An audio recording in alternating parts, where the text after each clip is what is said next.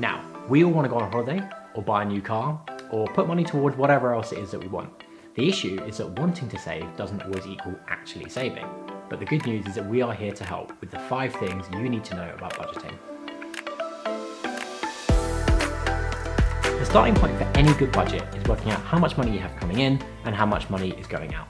In terms of the money that's going out, that's the money that you spend, and you need to be really comprehensive, even if you're including things like a coffee that you get once or twice a week. Now, in terms of the other things that you spend money on, make a distinction between the things that you need and the things that you want. For example, in modern life, you probably do need a mobile phone, but do you need to be paying for unlimited data? Probably not. So try to keep the needs to the things you absolutely couldn't do your day-to-day life without. We're talking food, rent, transport. Once you've got your incomings and your outgoings, you'll want to look at what you can afford to cut or what can be downgraded to a cheaper option. Now, how much you can afford to save will basically depend on how much you're earning in the first place, but ideally you'd be able to hit a 50-30-20 ratio. So that's 50% of your earnings going towards your needs, 30% going towards your wants, and 20% going to your savings or paying off your debts. Creating a budget is one thing, but sticking to it is another.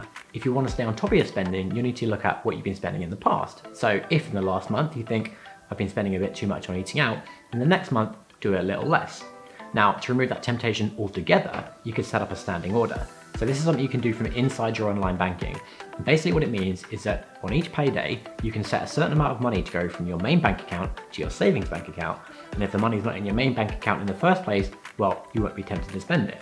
And if all of this is too difficult for you, just try and focus on what you're saving for. Once you remember that, you'll have the strength to leave your money untouched. Fortunately, you don't need to go it alone. There are loads of free budgeting resources out there. Save the Student has a pre-made budget sheet, which is really easy to use, or if you prefer, there are free budgeting apps too.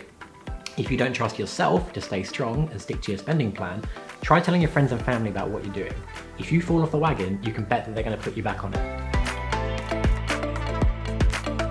Do all of this and hopefully you'll hit your savings goal pretty soon. But once you do, don't stop saving. Why not just save again but towards something else? You might need to factor in new costs. So if you bought a new car, you might need to factor in the cost of petrol. But the principles remain the same, and this time you know that you can save.